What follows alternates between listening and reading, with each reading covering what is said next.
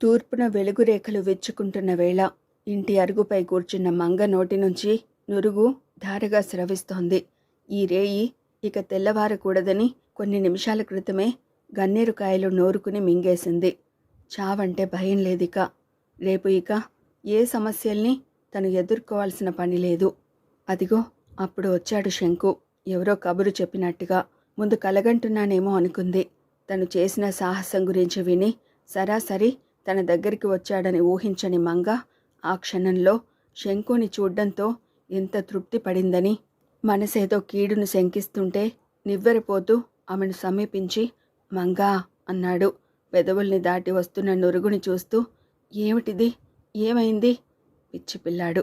కడుపులో పేగులు అప్పుడే మెలిపెట్టినట్టు పిలుస్తున్నాడు. బాగున్నావా శంకు?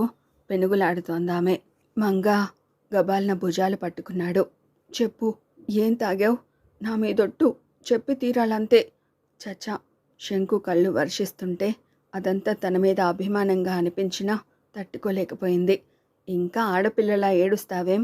మగాడివి కావాలి శంకు. అంటే అప్పుడు నేను ఓ అర్ధరాత్రి మగాడిలా? అలా కాదు, దేన్నైనా మగతనం. మంగా మంగా ఏం తాగావు? ఏం చేసుకున్నావు? గగుర్పాటుతో రొప్పుతూ ప్రాధేయపడుతున్నాడు. డాక్టర్ దగ్గరికి తీసుకెళ్తావా? నవ్వింది నిస్త్రాణగా. పెద్ద మగాడు, పైకెత్తుకోగలవా? 2 చేతులతో శంకు చెంపల్ని పట్టుకుంది. రెక్కలు ముయ్యని పక్షి, రెప్పలు ముయ్యని జాన. చెప్పుకో చూద్దాం. ఏయ్, ఏడవద్దన్నానా? నా చివరి పొడుపు కదా, జవాబు చెప్పు. చెప్పలేకపోతే ముద్దివ్వాలి. అదిగో అలా భయపడొద్దు. పిచ్చి శంకు ప్రాణాలు కడగంటిపోతున్న బాధతో నలిగిపోతోంది. కళ్ళు అరమోడ్పులవుతున్నాయి. అమ్మ ముద్దడిగితే పసిపిల్లాడు పెదవుల మీద ముద్దు పెట్టడు, అలా అన్నమాట. తమాయించుకోలేనట్టు దగ్గరకు తీసుకున్నాడు. అంతే. మంగ కనుపాపల కదలిక ఆగిపోయింది. అక్కడ గాలి స్తంభించింది. ఇక రాలేనమ్మా అనుకున్న నీటి బొట్లు కళ్ళల్లోనే గడ్డకట్టుకుపోయాయి. ఎప్పుడు నిద్రలేచాడో నరసయ్యకి జరిగింది అర్థమైపోయినట్టు కూతురుపై పడి ఏడుస్తూ వీర్రాజుకి శాపనార్థాలు పెడుతున్నాడు. పూర్తిగా అర్థమైన శంకు నిశ్శబ్దంగా పైకి లేచాడు. వీర్రాజు! శంకులోని పసికందు ఆఖరి నిట్టూర్పు చెలరేగిందిక్కడే.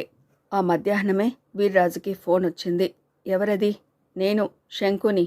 నువ్వా? అవును వీర్రాజు, నేనే మాట్లాడుతున్నాను. ఎక్కడి నుంచి? నీకనవసరం.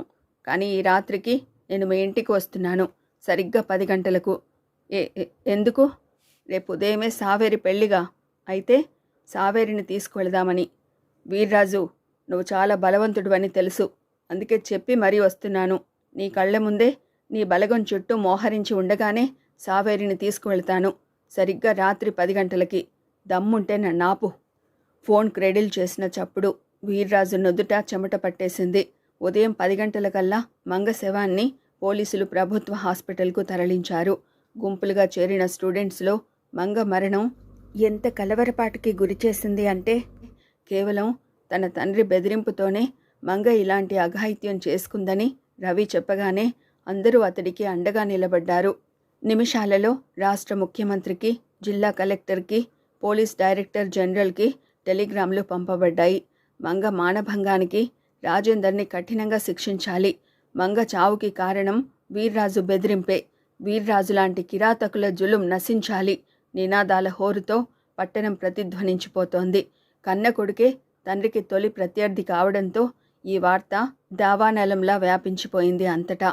ఇప్పటి ప్రేమ కథ రేపు మరే మలుపు తిరుగుతుందో తెలియని ఉత్కంఠ అందరిలోనూ.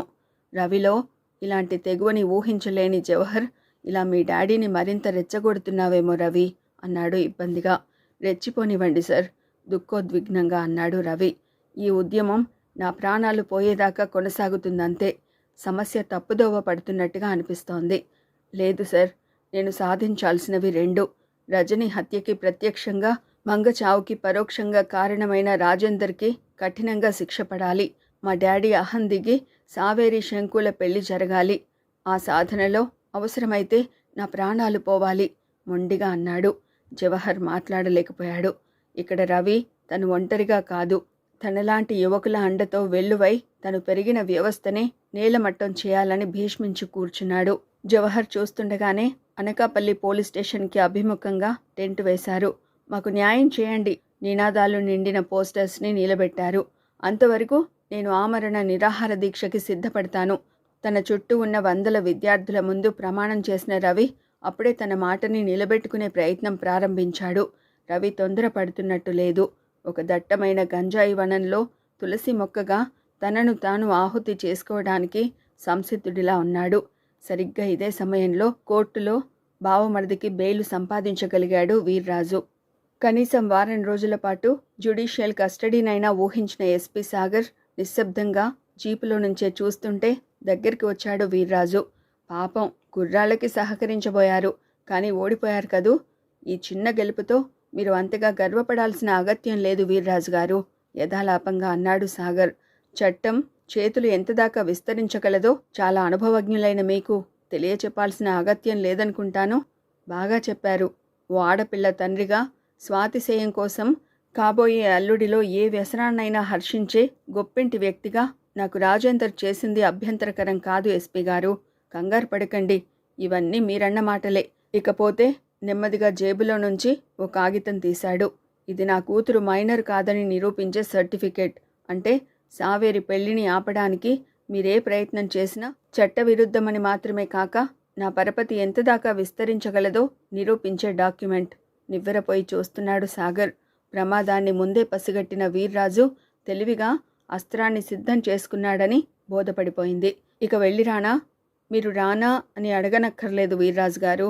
మీరిప్పుడు వెళ్ళినా తిరిగి వచ్చే ఏర్పాట్లు ఎలాగూ చేస్తాను కాబట్టి వెళ్లే ముందు ఒక్క మాట.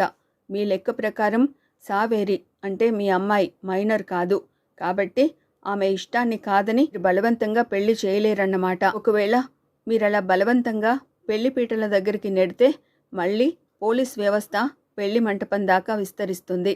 ఈసారి అవాక్కవడం వీర్రాజు వంతైంది. జీపు స్టార్ట్ చేస్తూ అన్నాడు. వీర్రాజు గారు, సమస్య ముగిసిందని మీరు అనుకుంటున్నారు, కానీ ఉధృతమైందని అటు విద్యార్థుల ఉద్యమం తెలియచెబుతోంది. అన్నట్టు మంగ ఆత్మహత్య గురించి వినే ఉంటారు. నిజానికి శవాన్ని పోస్టుమార్టంకి తరలించినా ఆ పోస్టుమార్టం శవంకే పరిమితం కాదు, బ్రతికున్న చాలామందికి అన్వయించబడుతుంది. బాయ్.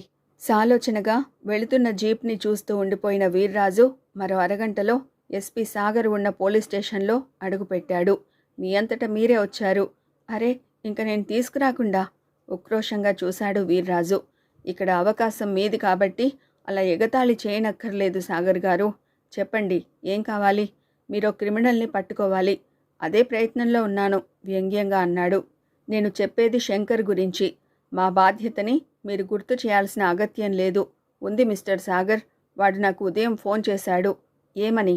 ఈ రాత్రి సరిగ్గా 10 గంటలకి వస్తానని, మా కళ్ళ ముందే సావేరిని ధైర్యంగా తీసుకువెళతానని రాసి తెచ్చిన కంప్లైంట్ని అందించాడు. ఈ విషయం నేను మీ డిఐజీతో 10 నిమిషాల క్రితమే మాట్లాడాను. ఇప్పుడు ఈ కంప్లైంట్ ఇస్తున్నది ఆయన మాటపైనే.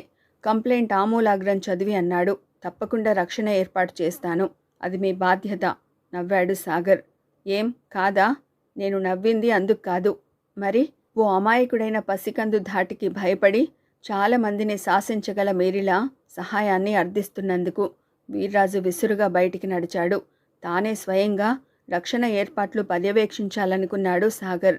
అది చాలా ప్రమాదకరమైన నిర్ణయమని అప్పటికి తెలుసుకోలేకపోయాడు. వాడు నా కడుపున చెడబుట్టాడే మండిపడుతున్నాడు వీర్రాజు. డైనింగ్ టేబుల్ ముందు కూర్చున్న వీర్రాజుకి హఠాత్తుగా కొడుకు నిరాహార దీక్ష గుర్తుకొచ్చింది. తన బిడ్డ ఆకలితో తనను తాను హింసించుకుంటున్నాడని కాక తన మీద యుద్ధాన్ని ప్రకటించడాన్ని అస్సలు సహించలేకపోతున్నాడు.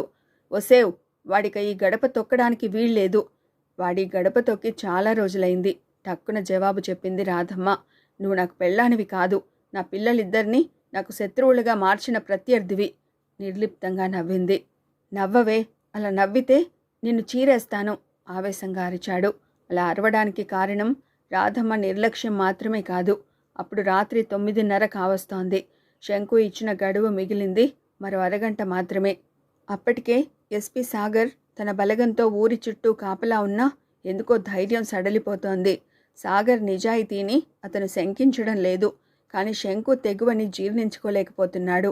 ప్రాణాలకు తెగించిన వాడి ధైర్యాన్ని తను తక్కువగా అంచనా వేయలేక ఇప్పుడు శంకుని బలవంతుడిగానే భావిస్తున్నాడు. ఓ మూల ఈ మధ్యకాలంలో బుద్ధిమంతుడైనట్టు రాజేందర్ నేలచూపులు చూస్తూ కూర్చుని ఉన్నాడు.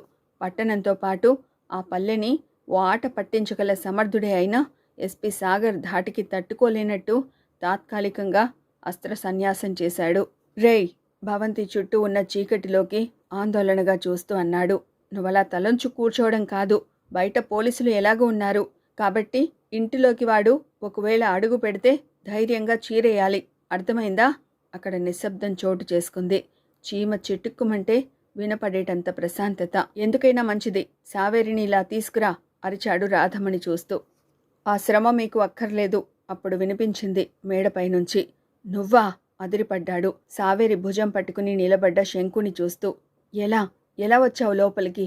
నువ్వు ఇప్పుడు కాపలా పెట్టావు వీర్రాజు. నేను మధ్యాహ్నమే నీ కూతురి గదిని చేరుకున్నాను.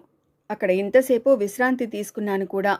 నీకు ఆగు, కదలకు హెచ్చరికలా అరిచాడు. నువ్వు కూడా రాజేందర్ తెలివిని ప్రదర్శిస్తే అప్పుడు వెనుక నుంచి తీశాడు ఓ గొడ్డలి. ఒక్క వేటుతో నీ తల వేరైపోతుంది. సో ఉన్న చోటనే కదలకుండా నిలబడండి. ఓ కుర్రకుంక తననిలా కట్టడి చేయడం సహించలేకపోయాడు వీర్రాజు. ఇక్కడి నుంచి వెళ్ళగలిగినా ఈ ఊరు దాటి వెళ్ళలేవు శంకర్. ఊరి పొలిమేరల దాకా పోలీసులు నీకోసం కాపు కాశారు. వాళ్ళ చేతుల్లో తుపాకులున్నాయి.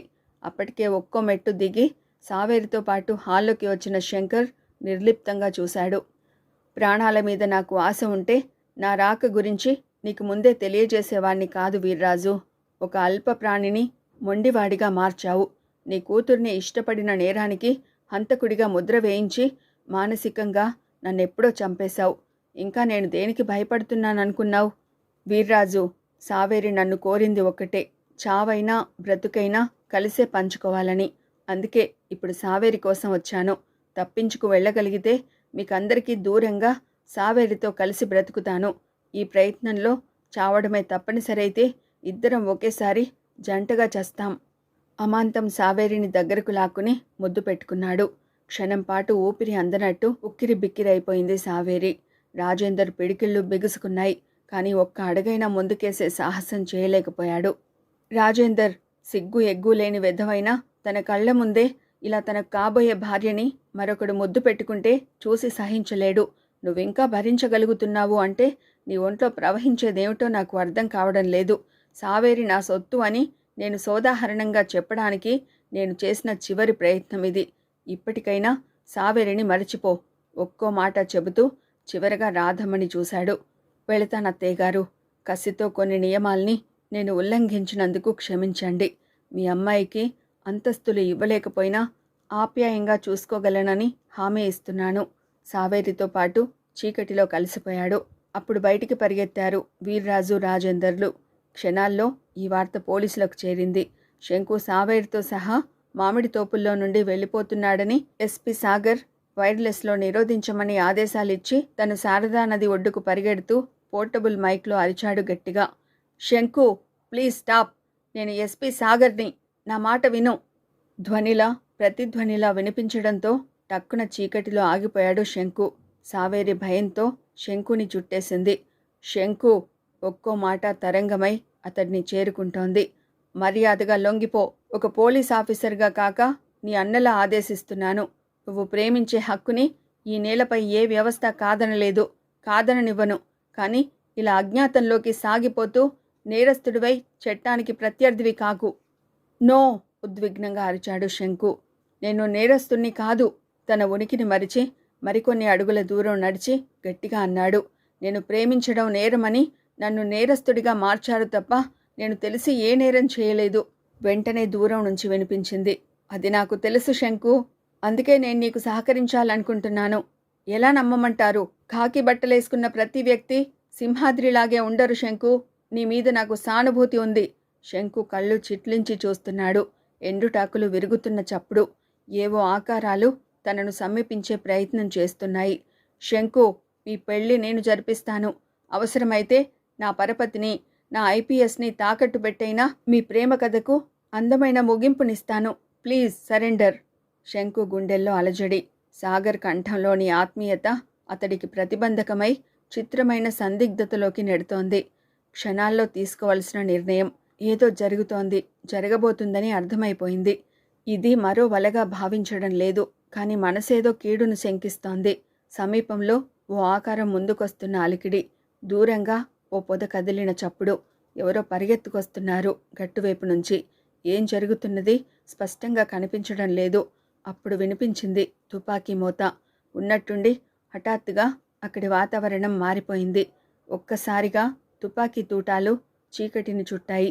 ఓ సన్నని ఆర్తనాదం, సావేరి ఆక్రందనతో అక్కడి ప్రకృతి ప్రతిధ్వనించిపోయింది. ఏమైంది? నిస్త్రాణగా అడిగాడు రవి అప్పుడే వచ్చిన జవహర్ని చూస్తూ. వెంటనే జవాబు చెప్పలేకపోయాడు. అపరాత్రి గడుస్తున్న సూచనగా నగరమంతా నిశ్శబ్దంగా ఉంది. అప్పటికి రవి నిరాహార దీక్ష ప్రారంభించి కొన్ని గంటలు మాత్రమే గడిచినా చాలా నీరసించిపోయాడు. ఆహారం తీసుకోలేకపోవడం కాదు, ఇప్పుడేం జరుగుతుందో తెలియని ఆందోళన మానసికంగా రవిని ఎంత కృంగదీస్తున్నది అర్థమవుతూనే ఉంది. శిబిరంలో రవికి సమీపంగా ఓ 10 మంది విద్యార్థుల దాకా నిద్రపోతున్నారు. మరికొంత దూరంలో 25 మంది దాకా కూర్చుని మాట్లాడుకుంటున్నారు నెమ్మదిగా. ఇంతమంది ఉత్సుకతగా సహకరిస్తున్నా ఇప్పుడు శంకు ప్రేమ కథ ఇందరి సమస్యగా మారిన పర్యవసానం తోచని జవహర్ నెమ్మదిగా అన్నాడు. శంకు సావేరితో సహా వెళ్తుండగా పోలీసులు అడ్డం పడ్డారు. ఎస్పీ సాగర్ శంకుని నిరోధించే ప్రయత్నం చేశాడు. కానీ శంకు విన్నట్టు లేదు. తర్వాత ఏం జరిగింది? రవి గొంతులో అనూహ్యమైన ఆందోళన. స్పష్టంగా తెలీదు రవి, కానీ కాల్పులు జరిగాయి. ఓ కానిస్టేబుల్ గాయపడ్డాడు. అతని కండిషన్ సీరియస్గా ఉందట. వాట్? నివ్వెరపోయాడు రవి. అంటే శంకు పూర్వంలాగే సాయుధుడై వచ్చాడా? అసహనంగా నలిగిపోయాడు జవహర్. నో, శంకు అలా సాయుధుడై వచ్చే అవకాశం లేదు రవి. బహుశా శంకుకి సహకరించాలని వచ్చిన గ్యాంగ్ ఈ దారుణానికి కారణమై ఉంటుంది. క్షణమాగాడు. తప్పు చేశాను రవి. శంకుని కూడని స్థలానికి చేర్చి నేనే తప్పు చేశాను, బాధగా చెప్పేశాడు. శంకుని ఎక్కడికి చేర్చింది ఆ వ్యవస్థ ఇప్పుడు అతడికి ఎలా సహకరిస్తున్నది? బాధే కాదు, రవిలో భయము ఉధృతమవుతుంటే ఇప్పుడెలా అన్నాడు. బహుశా ఎస్పీ సాగర్ దృష్టిలోనూ శంకు నేరస్తుడిగా మారిపోయి ఉంటాడు. మనం చేసిన ప్రయత్నం అంతా వృధా అయిపోయింది రవి. శంకుని అరెస్ట్ చేశారా? లేదు, శంకు పారిపోయాడు సావేరిని విడిచిపెట్టి. అక్కడ క్షణం పాటు నిశ్శబ్దం ఆవరించింది. అది కాదు రవి, ఇప్పుడు మీ డాడీకి సమస్య చాలా వరకు తీరిపోయింది. సావేరి పెళ్లి తంతు నిరాడంబరంగా పూర్తి చేస్తాడు, బహుశా పోలీసుల అండ మీద. ఏం చేయాలో పాలుపోని స్థితిలో స్తబ్దులైపోయారిద్దరూ. మోకాళ్లపై చేతులుంచుకుని నేల చూపులు చూస్తూ ఉండిపోయాడు రవి. ఇప్పుడేం కాబోతోంది? సావేరి గుర్తుకొస్తుంటే మనసు ద్రవించిపోయింది. ఇక మిగిలింది కొన్ని గంటల వ్యవధి మాత్రమే. తెల్లవారుజామున 2 గంటలు కావస్తోంది. వీర్రాజు భవంతి ఆవరణలోని పెళ్లి మండపం మరికొన్ని గంటలలో మండే చితిలా ఉంది. విద్యుత్ దీపాల కాంతిలో హడావుడిగా ఏర్పాట్లు చేయబడ్డ తంతులా అనిపిస్తున్నా అక్కడ చేరిన వ్యక్తులు నెత్తుటి స్నానాన్ని చూడాలని వచ్చిన ప్రత్యేకమైన అతిథుల్లా ఉన్నారు. మండుతున్న హోమం రగిలిన రావణ కాష్టంలా నిశ్శబ్దంగా మృత్యువును ఆవాహనం చేస్తోంది. చీకటి దాటి వస్తున్న గాలి అలలు విషాదాన్ని ఆస్వాదించే పాము బుసల్ని గుర్తు చేస్తున్నాయి.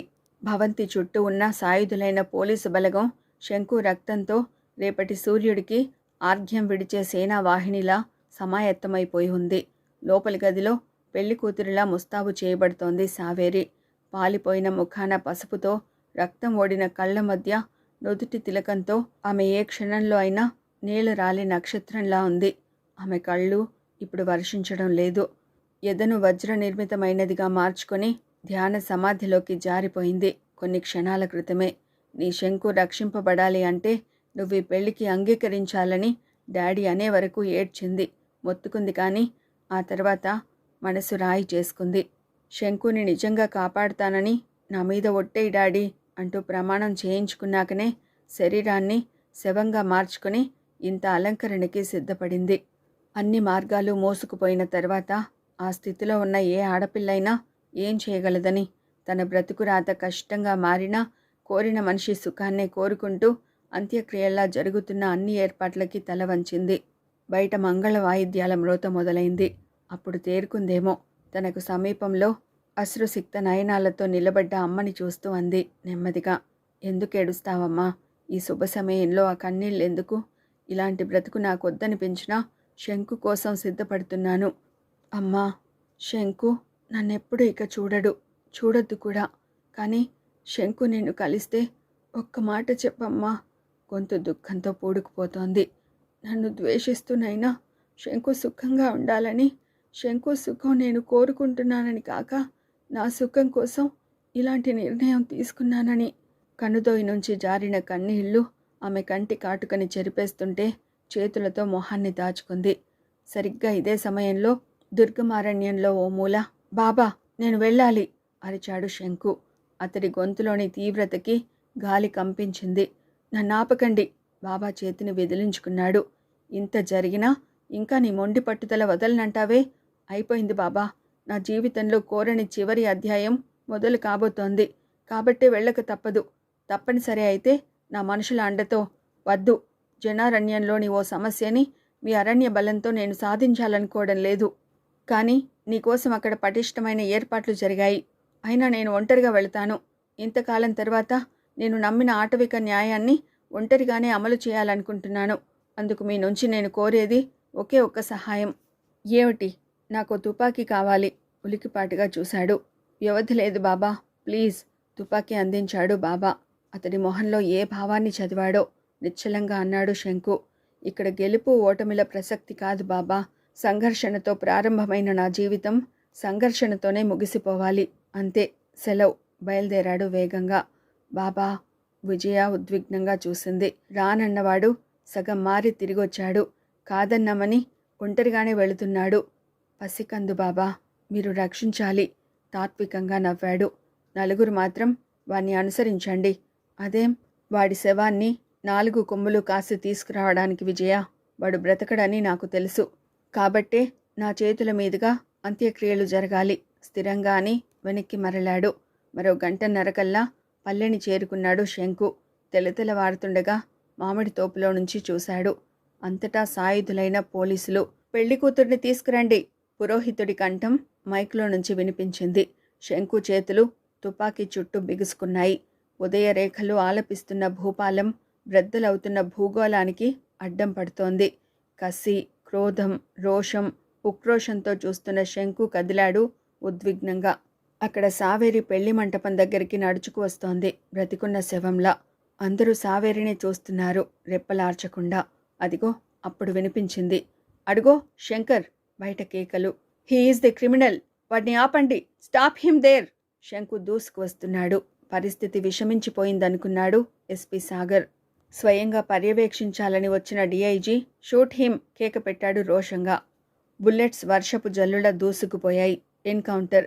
పోలీసులకి మరో ముఠాకి మధ్య దండయాత్ర కొనసాగుతోంది. పెళ్లికి వచ్చిన జనం కకావికలయ్యారు. కేకలు, కలకలం, ఎమోషన్. రక్తసిక్తమైన శరీరంతో అప్పటికే మంటపాన్ని చేరుకున్న శంకు నెమ్మదిగా బడలికగా తూలుకుంటూ వచ్చి సావేరి ఒడిలో వాలిపోయాడు. గుండెల్లో నుంచి, నోటిలో నుంచి ఉబుకుతున్న చిక్కని రక్తం. హఠాత్తుగా అక్కడ నిశ్శబ్దం ఆవరించింది. నిస్సత్తువగా తుపాకీ వదిలిన శంకు కొన ఊపిరితో గిలగిల్లాడుతూ సావేరిని చుట్టుకుపోయాడు. చావైనా బ్రతుకైనా కలిసే జరగాలి అన్న నువ్వు ఇలా పెళ్ళికి? చచా! తల్లడిల్లిపోయింది సావేరి. లేదు శంకు, ఎవరన్నారు నేను బ్రతికే ఉంటానని? నిజం, రొప్పుతోంది తను కూడా. నేను విషం తాగేశాను, నీ మీదొట్టు. ప్రాణాలు కడగంటిపోతున్న శంకు కళ్ళల్లో అస్పష్టమైన మెరుపు. అప్పుడు ముందుకొచ్చాడు వీర్రాజు. అమ్మా, సావేరి! డాడీ, నిజం డాడీ, ఇలాంటి స్థితి రాకూడదని నేను ముందే సిద్ధం చేసుకున్న విషం తాగేశాను. అగ్ని సాక్షిగా నేను శంకు తోడై వెళ్ళిపోతున్నాను. డాడీ, ఈ పందెంలో ఎవరు గెలిచినా ఓడింది నువ్వే కదూ. శంకుపై ఒరిగిపోయింది. జీవితంలో తొలిసారి వీర్రాజు కళ్ళల్లో నీళ్లు. చచా, మీరు ఏడుస్తున్నారా? పిచ్చిదానిలా నవ్వింది రాధమ్మ. వద్దు, వాళ్ళని చావుతోనైనా సుఖపడనివ్వండి. మీ కన్నీళ్లతో వాళ్ళ ప్రేమని మైలపరచకండి. బాబు శంకు. ఆరిపోతున్న దీపాల్లాంటి శంకు కళ్ళల్లోకి చూస్తూ అంది. అంతా సవ్యంగా జరిగితే నీకు కాళ్ళు కడిగి కన్యాదానం చేయాల్సిన మీ మామయ్య ఇడిగో అంతా అయిపోయాక పశ్చాత్తాప పడుతున్నాడయ్యా. అయినా నేనున్నాను. మీ ప్రేమని నేను అంగీకరించానుగా. నేను నా కన్నీళ్లతో నీ పాదాలు కడిగి కన్యాదానం చేస్తున్నానయ్యా. అమ్మాయి జాగ్రత్త. ఉండు, వీళ్ళు చాలామంది ఈ శవ కళ్యాణం చూడ్డానికి వచ్చారయ్యా. కదిలింది ఓ ఉన్మాదిలా. అక్షింతల పళ్ళెం అందుకుని చుట్టూ చేరిన పోలీసుల దగ్గరికి వెళ్ళింది. అదేంటి డీఐజీ గారు, అలా నిశ్చేష్టులైపోయారేమిటి? పాడు పిల్లలు, వాళ్ళ మాటలకేం? మా వారి కోరిక మీద శంకుని కాల్చేశారుగా. నా మాట మీద ఈ అక్షింతలు చల్లి పిచ్చి పిల్లల్ని ఆశీర్వదించండి. మరేం, రండి పంచుతూ వెనక్కి తిరిగిన రాధమ్మ చూసింది. అక్కడ హోమానికి సమీపంలో 2 శవాలు. అంతే, గువ్వలా కూలిపోయింది.